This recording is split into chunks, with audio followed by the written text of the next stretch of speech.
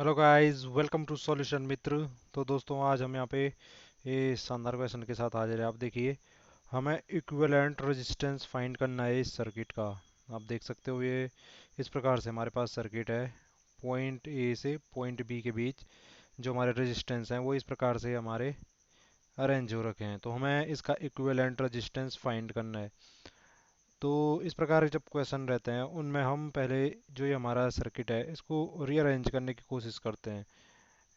Simple जो हमारे अभी यहाँ से पता नहीं चल रहा कौन पैरेलल में है कौन सीरीज में है, तो हम इसको सिंप्लीफाई करने की कोशिश करते हैं, अरेंज करने की कोशिश करते हैं, कि जिससे ये हमें आसानी से पता चल रहा हो जहाँ पे कि सीरीज में है या पैरेलल में है, कौन सा रेजिस्टेंस कैसा है। तो इसको कैसे करेंगे? सबसे पहले मैं यहाँ पे इस प्रकार से, अगर मैं थोड़ी देर के लिए इसको ये मानूँ, मैं इधर से इसको ऐसे इधर को मानता हूँ कि तारें क्या हैं, लचीली हैं, मतलब काफ़ी खुल सकती हैं, इन कोई दिक्कत नहीं है इनको खुलने में।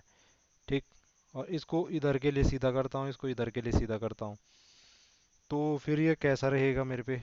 मैंने ये कर दिया कि पॉइंट ए को इधर डाल दिया, पॉइंट बी को यहाँ रख दिया ऐसे सीधी करने पे। ठीक। तो अब इसके बाद एक चीज़ तो मेरे को क्लियर दिख रही है यहाँ से। एक चीज़ मुझे क्लियर क्या दिख रही है कि ये और ये तो सीरीज में होंगे। ऐसे देखो, पॉइंट ए से बी के बीच में ऐसे मैं देखूंगा, अगर ये सीधा होंगे तो ये एक सीधी लाइन में आ जाएंगे ऐसे। तो ये और ये तो सीरीज में हो गए। चलो थोड़ा सा ढंग से कर लेता हूँ ऐसे।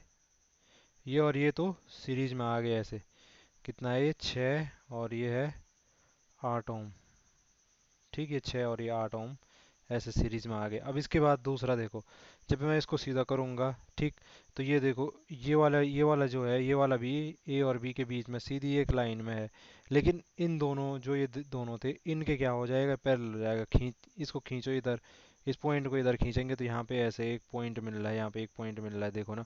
इनको ऐसे खींचा अगर इन दो पॉइंट को, ठीक, सीधा कर दिया इसके रिस्पेक्ट में, तो देखो ये और ये सीधे हो जाएंगे। ये क्या हो जाएगा? ये ऐसे में क्या हो जाएगा हमारा? नीचे से ये सीधा हो जाएगा। ठीक। तो ये हमारा जो है, इस प्रकार से थोड़ा इमेजिनेशन करना पड़ेगा आपको। ये जो लास्ट वाला है ये इस प्रकार से होगा कुछ। ठीक। ये इस प्रकार से होगा, ये 30 ओम वाला। अब बचता है ये वाला, ये 3 ओम। तो ये 3 ओम कैसा होगा? आप इमेजिन करो कि ये पॉइंट खींचा मैंने अगर, ठीक, तो ये पॉइंट खींचा मैंने, ठीक, यहाँ पे मान दो एक पॉइंट।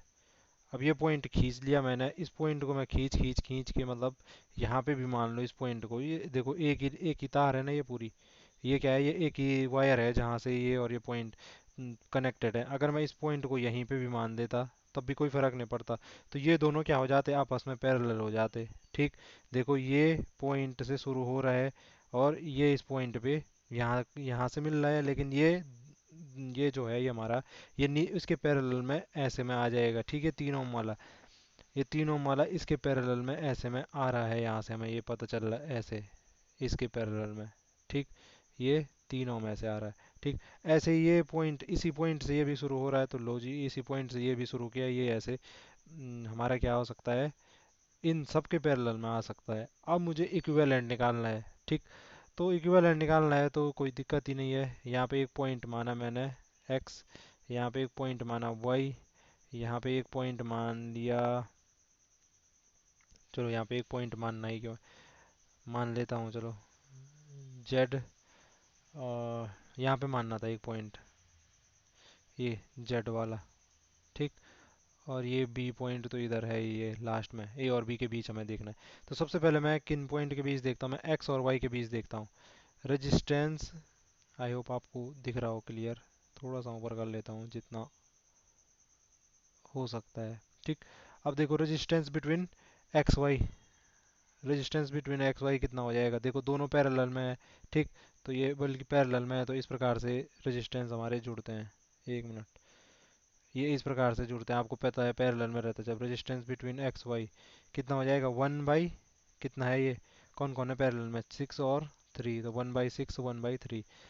करो इसको, सॉल्व किया तो ये आ गया 3 दूनी 6, 2 और 1 3, 3/6। तो आर एक्स वाई यहाँ से क्या मिला मेरे को? 2 मिला। ये देखो, 3 कम 3, 3 दूनी 6, और आर एक्स वाई ये फ्रैक्शन क्या हो जाएगी? अगर आर एक्स वाई को इधर अरेंज किया, वो जो भी करना है आपको पता ही होगा मैं क्या कहना चाह रहा हूँ। आर एक्स वाई को सिर्फ सॉल्व भी तो करना है, ये कोई इतना बड़ी चीज़ तो है नहीं। ठीक, आर एक्स वाई यहाँ से क्या मिला मेरे को, 2 मिला। ठीक है, ये देखो ना, आर एक्स वाई इधर चला जाएगा, ये 6 ऊपर आएगा, ये 3 इसके नीचे आएगा, तो 3 दूनी 6। अब दूसरा मुझे क्या करना है, ये पता चल गया। अब मैं एक्स से जेड के बीच देखना चाह रहा हूँ, इन दोनों का इक्विवेलेंट मुझे पता चल गया। ठीक, इन दोनों का इक्विवेलेंट पता चला। वैसे मेरे को यहाँ पे एक जेड मानना ही चाहिए था, तब मैं एक्स जेड के बीच निकालता। हाँ ठीक है, यहाँ पे मानता हूँ एक जेड, और इसको मैं सीधे बी पे मानूंगा फिर। चलो यहाँ पे भी मान लेता हूँ एक। वैसे मानना क्या है यहाँ पे, छोड़ो। ये है इन किसके बीच, आर, अब किसके बीच देखना मुझे, आर एक्स और जेड के बीच। जेड ये सपोज ये है पॉइंट। ठीक, इसके और इसके बीच देखना है मुझे। तो कैसे दिखेगा, ये देखो, ये दोनों, ये क्या है, ये एक सीरीज में हो गए। इन दोनों का जो आता है यहाँ पे इक्विवेलेंट, और ये जो है ये क्या है, एक सीरीज में है। तो सीरीज में कैसे जुड़ते हैं, यानी जो आर एक्स जेड होता है वो कैसे जुड़ जाता, सीधे सीरीज वाले कैसे जुड़ते हैं, सीधे जुड़ जाते हैं। तो इनका इक्विवेलेंट होगा जो वो कितना है, 2 प्लस ये सीरीज में यही है, 8 धन 2 कितना हो गया, 10 ओम। तो इन दोनों, ये पूरा, अब ये पूरी टर्म सॉल्व हो गई, ये इतना इनका इक्विवेलेंट आ गया 10 ओम। ठीक, अब ये 10 ओम और ये 30 ओम क्या है, ये 10 ओम और 30 ओम क्या है जी, ये है हमारे किसमें, पैरेलल है। तो पैरेलल के लिए फिर से वही, ये हमारे कैसे हैं, पैरेलल है, यानी कि 1/r/ab। अब सीधे ए और बी के बीच ही मैं निकाल रहा हूँ अब सीधे सीधे। ठीक, इस पॉइंट को ए और बी तो मान लो अब, क्योंकि ये भी सॉल्व करके हमने इक्विवेलेंट निकाल दिया, और ये इसके पैरेलल है बस। तो 1/r/ab कितना हो जाएगा, 1 बाई, ये कितना आया पूरा सॉल्व करके, ये आया 10 ओम, तो 1/10 प्लस 1 बाई ये कितना है 30, 1/30। ठीक, इसको सॉल्व करो तो ये हो जाएगा कितना, 10 × 3 = 30, 3 × 1 = 4, 4/30। और आर ए बी कितना हो जाएगा यहाँ से, 30/4 हो जाएगा। ठीक, यहाँ से देखो ना, यहाँ से थोड़ा सा क्या करना है, ये आर ए बी वही फिर से, ये इधर क्रॉस मल्टीप्लाई करके ये ऊपर आया, ये नीचे आया, ये ऊपर गया, तो R A B equal to कितना आएगा, 30/4। इसको थोड़ा सिंप्लीफाई, 2 से दोनों तरफ डिवाइड कर सकता हूँ, तो ये 30/4 आ जाएगा कितना, 15 दूनी 30, 2 दूनी 4, हाँ 15/2। अगर उसमें बदलना है डेसिमल में तो 2 × 14 1, 2 × 5 = 10, 7.5 ओम। तो ए से बी के बीच इस प्रकार से हमने देखा, हमारा जो रेजिस्टेंस आया वो कितना आया, 7.5 ओम। यहाँ पे सिर्फ आपको ये ध्यान देने की ज़रूरत थी, ध्यान देने की क्या ज़रूरत थी आपको, ये आया जी हमारा 7.5 ओम। आपको ध्यान देने की जरूरत थी कि इसको कैसे हम सिंप्लीफाई करें, कैसे रीअरेंज कर सकते हैं इस सर्किट को। तो हमने अभी देखा कि कैसे रीअरेंज कर सकते थे इस सर्किट को।